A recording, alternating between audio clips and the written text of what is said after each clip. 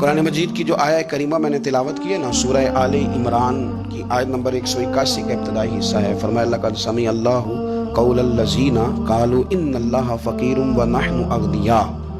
فرمایا بے شک اللہ نے سن لیا ہے جن لوگوں نے یہ کہا ہے کہ اللہ فقیر ہے اور ہم غنی ہیں، معاذ اللہ، اللہ نے سن لیا ہے۔ یہ سورہ آل عمران ہے۔ ذرا اس کی جو شان نزول ہے اس کی طرف آئیے گا۔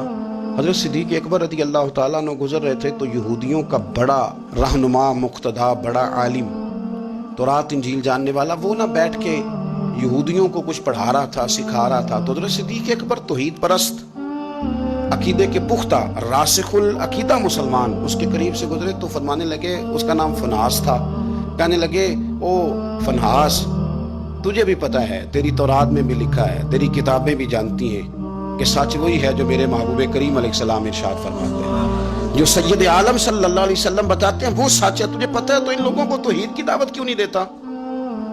یہ پھر شرک میں، بت پرستی میں، کفر کی طرف بڑھتے جا رہے ہیں۔ ان کو پیغام توحید دے، یہ اللہ تبارک و تعالیٰ کی عبادت کریں، اس مالک کی جس نے میرے نبی پاک کو اپنا رسول بنا کر بھیجا، اس طرف ان کی رغبت دے۔ تو وہ فنحاس جو تھا اس نے بڑی کفریہ جملے معاذ اللہ بولے۔ وہ کہنے لگا کہ اس رب کی ہم عبادت کریں جو ہمیں کہتا ہے کہ قرض حسنہ دو، اللہ کو قرضہ دو، وہ تمہیں ڈبل کر کے واپس کرے گا۔ صدقات اور زکوٰۃ کا معاذ اللہ اس نے مذاق اڑایا، کہنے لگا اللہ ہم سے کہتا ہے میری راہ میں خرچ کرو، معاذ اللہ، استغفر اللہ۔ کہنے لگا اس کا معنی تو یہ ہوا نا کہ ہم غنی ہیں اور اللہ فقیر ہے۔ ہر سوال کے جواب میں دلیل نہیں ہوتی، کچھ لوگ جو ہوتے ہیں ان کا علاج کچھ اور بھی ہوتا ہے۔ جب اس نے رب کی شان کے بارے میں یہ بات کی نا تو حضرت صدیق اکبر نے پھر ایک زور کا تماچا اس کے منہ پہ مارا، ایک تھپڑ مارا، اٹ سٹ تے پکھڑا کوار گندا لذی اور بھی بوٹیاں جاننے، ایک لگائی زور سے اس کے منہ پہ، اور جب وہ دھڑام سے گرا نا، یہ دیکھیں نا تھوڑے دن پہلے یہ ہمارے جنوبی پنجاب میں کیا تماشا لگائے، قبر کے گرد لوگ گھوم رہے اور کہہ رہے ہیں لبیک اللہم لبیک۔ کیا ہمیں غصہ نہیں آتا ان چیزوں پہ؟ ہمیں جلال نہیں آتا؟ اس طرح اسلامی شاعر کا مذاق اڑایا جائے گا؟ شرم نہیں آتی ان لوگوں کو؟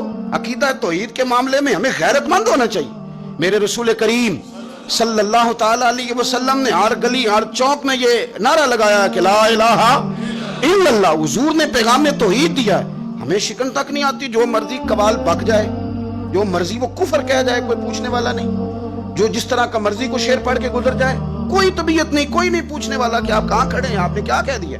حضرت صدیق اکبر نے تھپڑ مارا۔ اب وہ چونکہ ان کا بڑا مقتدا تھا، پیشوا تھا، وہ حضور سید عالم صلی اللہ علیہ وسلم کی بارگاہ میں آیا اور وہ سارے لوگ آئے، نے آ کے کہا جی ابو بکر نے تھپڑ مارا ہے۔ تو نبی کریم صلی اللہ علیہ وسلم نے فرمایا بلائیے ابو بکر صدیق کو۔ حاضر بارگاہ ہوئے، آپ نے تھپڑ مارا ہے؟ کہا حضور مارا ہے، بالکل مارا ہے۔ کیوں مارا ہے؟ یا رسول اللہ صلی اللہ علیہ وسلم اس نے یہ کہا تھا معاذ اللہ کہ اللہ فقیر ہے ہم غنی ہیں، میرے رب کریم کی شان کے بارے میں یہ اس نے جملے بولے تو میں نے مارا تھپڑ۔ حضور نے فرمایا تو نے کہا ہے؟ کہنے لگا جی میں نے تو کہا ہی نہیں، میں نے تو نہیں کہا۔ اس کے جتنے لوگ تھے ان سے کہا بھی تم موجود تھے، اس نے کہا ہے؟ وہ کہنے لگے جی نہیں اس نے تو کہا ہی نہیں۔ اب وہاں مسلمان تھا ہی کوئی نہیں جو جناب صدیق اکبر کی گواہی دے، جو صدیق کی صداقت کے لیے کھڑا ہو، تھا ہی کوئی نہیں۔ جب وہ سارے کہنے لگے جی نہیں کہا ہی نہیں، یہ معاذ اللہ غلط کہہ رہے ہیں، کہا ہی نہیں، جب وہ سارے مکر گئے تو رب کریم کے قرآن نے بولنا شروع کر دیا۔ یہودی مکر گئے اور جناب صدیق اکبر کی گواہی جب بندوں میں سے کوئی دینے والا نہ رہا تو مالک نے فرمایا میں جو گواہ ہوں ابو بکر صدیق، میں جو گواہ ہوں، لقد سمع اللہ قول الذین قالوا ان اللہ فقیر ونحن اغنیاء۔ فرمایا کسی مسلمان نے سنا یا نہیں سنا، اللہ نے سن لیا ہے، اللہ نے سنا ہے اس کے قول کو جس نے کہا کہ اللہ فقیر ہے اور ہم غنی ہیں، قربان جائیں اس شخص کی عظمت کا کیا کہنا جس کی گواہیاں میرا رب کریم عطا فرمائے۔ وہ اتنے بڑے آدمی بیاں ہو کس زبان سے مرتبہ صدیق اکبر کا کہ محبوب خدا محبوب ہے صدیق اکبر کی، اتنی بڑی شخصیت۔ رب نے فرمایا کہ کسی مومن نے سنا نہیں سنا، اللہ نے تو سنا ہے نا، اللہ نے سن لیا، انہوں نے کہا ہے۔ گویا مالک نے فرمایا یہ سارے جھوٹے ہیں، میرے محبوب کا صدیق سچا ہے، یہ سچے ہیں جناب صدیق اکبر۔ اور پھر یہ آیت ہمیں لے گئی پھر وہ غار ثور میں، وہ غار ثور میں جہاں کافر آ گئے تھے نا بالکل غار کے دروازے پہ، اور درمیان میں دیوار کون سی تھی؟ مکڑی کا جالا، कबूतरी के अंडे। जनाब सिद्दीक अकबर घबराए, अपने लिए नहीं, मदीने वाले महबूब के लिए। या रसूलल्लाह ये तो आ गए हैं, अगर इन्होंने झुक के पैरों की जानिब से देखा तो तकलीफ पहुंचाएंगे। हुजूर ने फरमाया ला तहज़न, पढ़िए ना सूरह तौबा, ला तहज़न, तू गम ना कर। हुजूर ना गम करूं, फरमाया ना कर, कोई फौज नहीं, कोई अंदर असला नहीं, कोई बारूद नहीं, लेकिन तू गम न कर। इसलिए ना कर कि इन्नल्लाह माना, अल्लाह हमारे साथ है।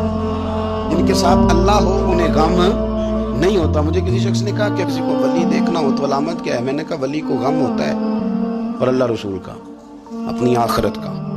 लेकिन अगर तुम कभी देखो ना कि दुनियादारों से थोड़ा गमगीन हो रहा है तो वली है ही नहीं। अगर वो ये देख रहे ना बंदे ना इधर उधर हो जाए तो वली की तो अलामत ये है कि अला इन्ना औलिया अल्लाह ला खौफुन अलैहिम वला हुम यहज़नून, उन्हें कोई गम और खौफ। तो ये तो कुरान ने बयान किया है कि वो खौफज़दा करे जिसने जो करना है, वो खौफज़दा क्यों? कि औलिया अल्लाह, अल्लाह के दोस्त हैं।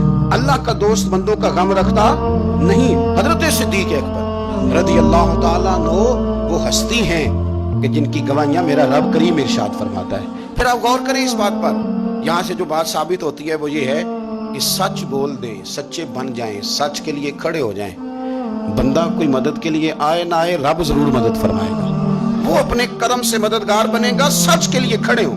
आपने जिंदगी में ये नहीं देखना कि आपके पीछे लोग कितने चल रहे हैं, देखना ये है कि हम जिस रास्ते पे हैं वो रास्ता सच्चे लोगों का है, वो अंदाज ठीक है, हमारी सोचों ने जो जाविया बनाया वो सच वाला है, वो इखलास वाला है। अगर आप लिल्लाहियत वाले हैं तो चलते रहें, चलते रहें, चलते रहें। घोड़ा जब दौड़ता है ना तो कभी कभी झाड़ियां भी उसके पैरों पे आ ही जाती हैं, लेकिन शर्त यह है कि वो दौड़ता रहे, मंजिल उसकी ठीक हो, दौड़ता रहे। वो अगर झाड़ियां कभी पैरों को लग जाएंगी तो फिर उतर भी जाएंगी, लेकिन उसका काम यह है कि वो दौड़े, चलते रहें और हक को ना छोड़े।